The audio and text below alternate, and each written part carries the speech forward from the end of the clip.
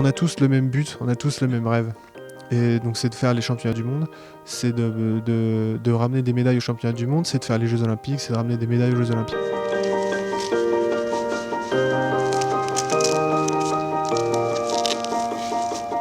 Ça peut changer une carrière. Donc c'est un événement qu'on ne doit pas louper. Le travail est dur, mais si on veut être champion olympique, on ne pourra pas y arriver sans travail. Une fois le masque mis sur la tête, il y a un objectif en tête, ce sera Rio. Peu importe qui sera sur ma route, je ferai tout pour l'écraser, pour gagner, pour atteindre cet objectif, quoi. Les gens qui n'ont pas ce rêve-là, ils ne durent pas dans le haut niveau.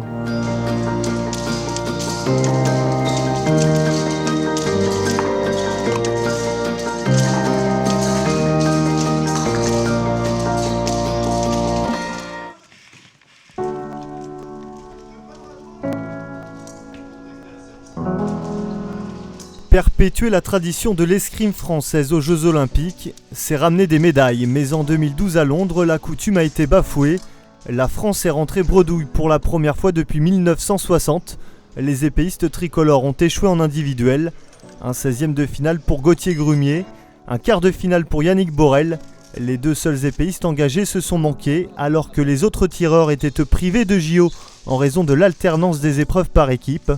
2012, une année à oublier.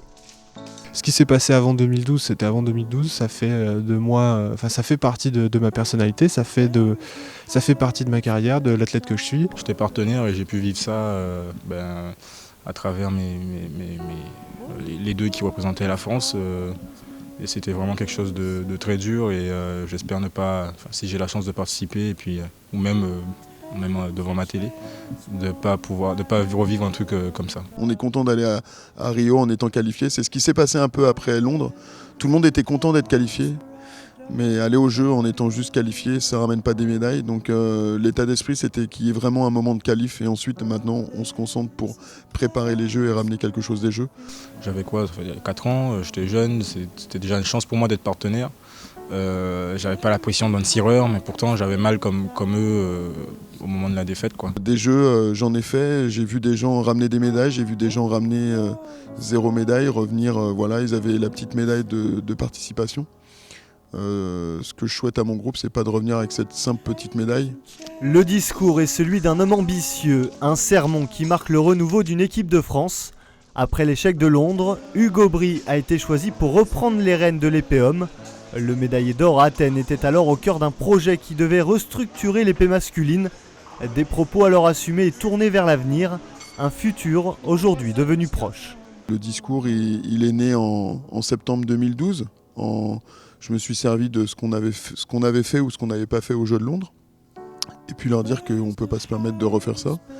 Et qu'à un moment donné, moi, j'allais les entraîner pour qu'ils soient champions olympiques. Quand Hugues est arrivé, lui, il a clairement dit je veux des mecs dans les 16, dans les 5 meilleurs mondiaux.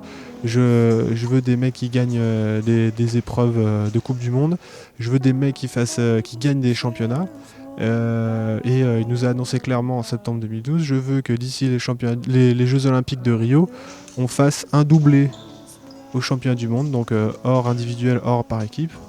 Et au minimum, hein, et pour pouvoir être capable de faire le doublé aux Jeux Olympiques.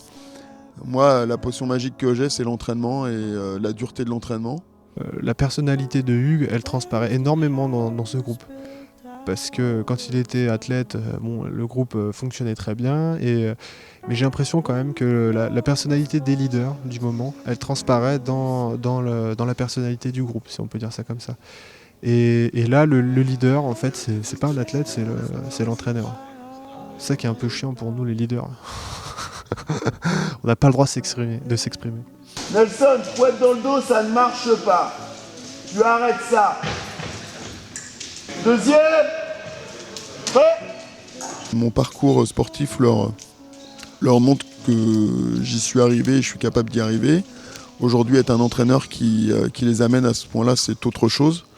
Mais pour l'instant, on ne s'est pas trop trompé, je dirais, avec mon staff d'entraîneur. On est sur une bonne dynamique. Après, on sait qu'on sera jugé au jeu. Donc il nous reste, on va dire, que juste le principal, quoi. Ramener des médailles d'or au jeu.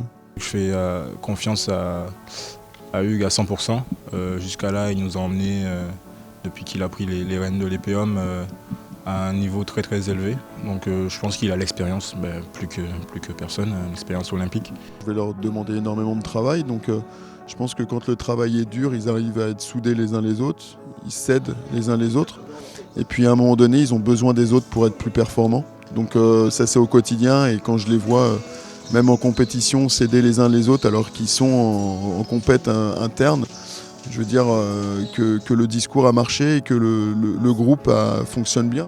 Il nous a redonné aussi confiance en nous, en tant qu'athlètes, en tant qu'escrimeurs français par rapport aux escrimeurs étrangers. À un moment donné, peut-être que les étrangers avaient un peu moins peur de nous sur les pistes. Là, je peux vous assurer qu'ils ont très très peur maintenant. Quand ils nous prennent, on arrive avec ce petit plus qui fait qu'eux en face, ils savent que ça va être très dur de nous battre, quoi. C'est à l'INSEP, l'Institut National du Sport et de la Performance, que les Bleus s'entraînent plusieurs heures par jour, des gestes qui se répètent dans une parfaite harmonie. Ce qui est de l'ambiance, oui, c'est sûr qu'on se chambre. J'aime bien chambrer Yannick il aime bien me chambrer. C'est un groupe qui vit super bien. C'est bien, c'est bien, c'est bien. J'ai des choses à raconter, surtout sur ton cas. Donc on part sur 3 x 5 et 1 x 15. Voilà, tu es en direct, tu vois, t'as tout. Non mais le filme pas, attends, c'est le déchet du groupe lui. On a besoin de potion magique là-bas. Amel, sors ta potion magique pour Astérix. Dami, il t'a raconté après la séance hier? Il a vomi?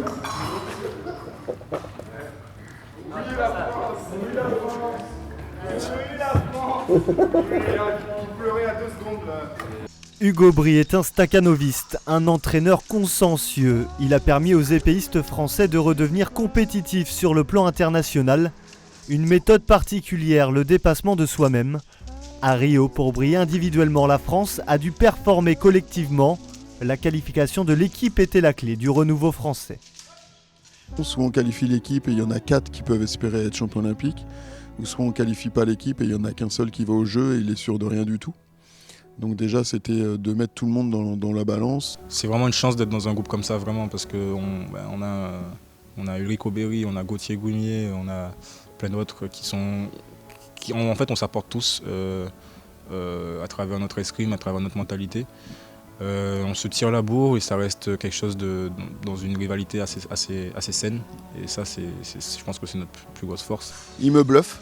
Je leur avais dit à un moment donné, donnez-moi des vrais problèmes de sélectionneur. Aujourd'hui, ils m'ont écouté, hein, mais je veux dire, je suis un entraîneur qui a des résultats, c'est plutôt intéressant. Donc il n'y a pas de souci là-dessus. Et il y a un truc qui est sûr, c'est que les 4 qui seront positionnés pour les Jeux Olympiques au mois d'août sont performants et seront médaillables au jeu. Pour obtenir cette qualification collective, tous les Bleus ont tiré dans le même sens. À la pointe de l'épée, désormais Rio est en ligne de mire. Ces Jeux Olympiques doivent être l'aboutissement de 4 longues années. Au Brésil, les tireurs tricolores et l'escrime dans son ensemble voudront redorer un blason terni par la déconvenue londonienne.